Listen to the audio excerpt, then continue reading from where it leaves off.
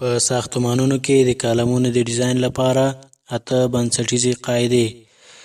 د افغان ساینس یوټیوب چینل درنو کتونکو، که غواړئ چې له دیني، ساینسي، علمي، تحقیقاتي، ادبي او نورو جالبو معلوماتو څخه خبر شئ، له افغان ساینس یوټیوب چینل سره پاتې شئ او د مهربانۍ له مخې زموږ چینل سبسکرایب او ویډیوګانې مو له خپلو ملګرو سره شریکې کړئ.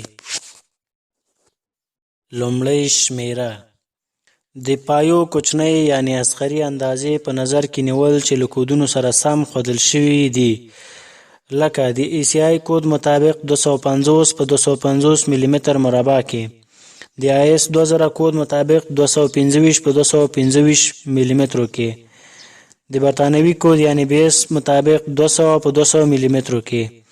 دوهمه شمیره: د محوري بار لپاره مربعي پایې وټاکئ، خو که چیرې عین المرکزي بار موجود وي نو بیا مستطیلي پایه وټاکئ. دریمه شمیره: په مربعي پایه کې اساسي سیخانو لږه شمیره یعنې کم تعداد یې 4 دی او په دایروي پایو کې بیا دغه تعداد 6 پورې وي. څلورمه شمیره: د پایې د اساسي سیخانو اصغري قطر 12 ملي متره او د ګژدمکونو اصغري قطر 8 ملي متره دی. پنځمه شمیره: په پایه کې باید اساسي سیخان د 48 ډي په اندازه تیر یعنې لپ لینچ شي چې ډي د سیخ قطر دی. شپږمه شمیره: د دې لپاره چې اساسي سیخان له تهداب سره اړیکه پیدا کړي باید د تهداب په برخه کې په اصولي ډول سره کاږه شي.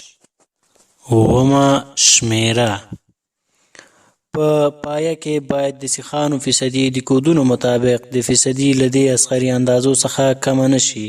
د ECI کود له مخې دا فیصدي 1 نه تر 8% پورې ټاکل شوې ده.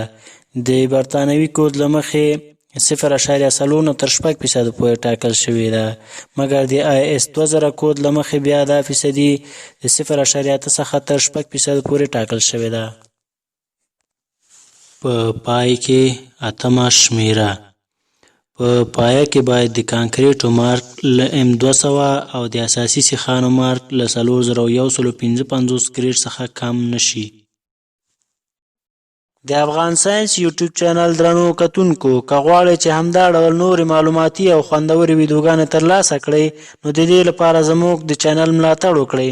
د ملاتړ لپاره همدومره بس ده چې چینل سبسکرایب، ویډیو لایک او له دوستانو سره مو شریکه کړئ. هیله ده دا کار د مهربانۍ له مخې ترسره کړئ او که تاسو د ویډیو په هکله کوم نظر لرئ نو په تبصره کې ولیکئ. ستاسو نظریات موږ ته د قدر وړ دي.